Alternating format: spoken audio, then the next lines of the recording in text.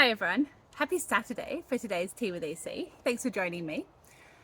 Today and for the next few weeks, what I'm going to do is something that is really special to me, and I hope that you'll join me for it. And I'm going to tell you some fairy tales from my book of reimagined fairy tales called The Adventurous Princess and Other Feminist Fairy Tales, which was published back in 2019.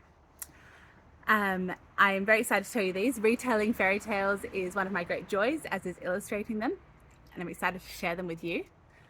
I'm going to start today with a fairy tale called The Swan Maiden. Now, go grab your cup of tea while I tell you very quickly about fairy tales and transformations and birds, because it's something that's always fascinated me. And I think we see a lot with fairy tales where men are transforming into birds. So think the springing soaring lark, the 6 swans, the 7 ravens. The fairy tale is often about women's journey to find the men and help them to regain their humanity. But when we talk about fairy tales where women transform into birds, it's often about the women finding their true selves, their identity, sometimes an escape from an abusive relationship, and coming into their own strength. And the story of the Swan Maiden has always bothered me. Whoops, Daisy. Sorry, the Swan Maiden has always bothered me because it has this, the Swan Maiden is captured by the hunter. She's forced into a relationship that she doesn't want to be in. And it takes her a long time to escape, and it's not entirely through her own agency that she does escape. So I have reimagined it in my retelling, and I will show you the illustration at the end. But I hope you got a cup of tea. Let's go. Long ago, a hunter lived on the shores of a wide lake. One evening, he saw 7 swans alight on the banks of the lake and shake off their feathery robes to become the most enchanting women he had ever seen. As the Swan Maidens bathed in the lake, the hunter crept forward and stole the robe belonging to the youngest Swan Maiden. When they returned from the water, they searched and searched for the stolen robe, but they couldn't find it. And as dawn approached, all except the youngest transformed back into swans and flew away. After they had gone, the hunter came down to the beach where the youngest was, carrying her robe in his hands. She cried and begged for him to return it to her, but he would not.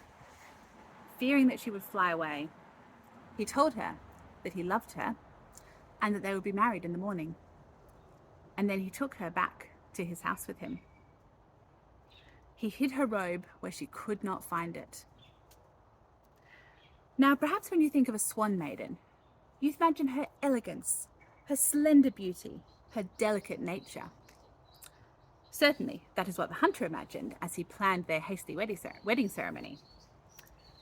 But it may be that you have forgotten that swans are fierce and wild, strong from flying against the wind, and brave in the face of danger. The Swan Maiden waited until the hunter had eaten his food and drunk his drink and was tired. And then, with the fierceness of a trapped creature, she flung him down and tied him to the end of his bed. "Where is it?"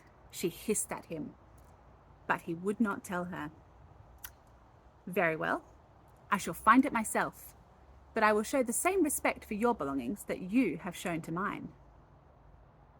She tore apart the house, and each item that she searched, she took out of the house and she threw into the lake. Soon, a large pile of the hunter's furniture and belongings was slowly sinking into the mud on the shore of the lake, for the Swan Maiden was both angry and strong. Finally, in a small box in a dark corner of the last room of the house, the Swan Maiden found her feathered robe. With a cry of delight, she spun it about her shoulders and leapt into the air, instantly transforming into a swan, and flew away without a backward glance at the hunter or his empty house. And if someone has not freed him, he is likely there still.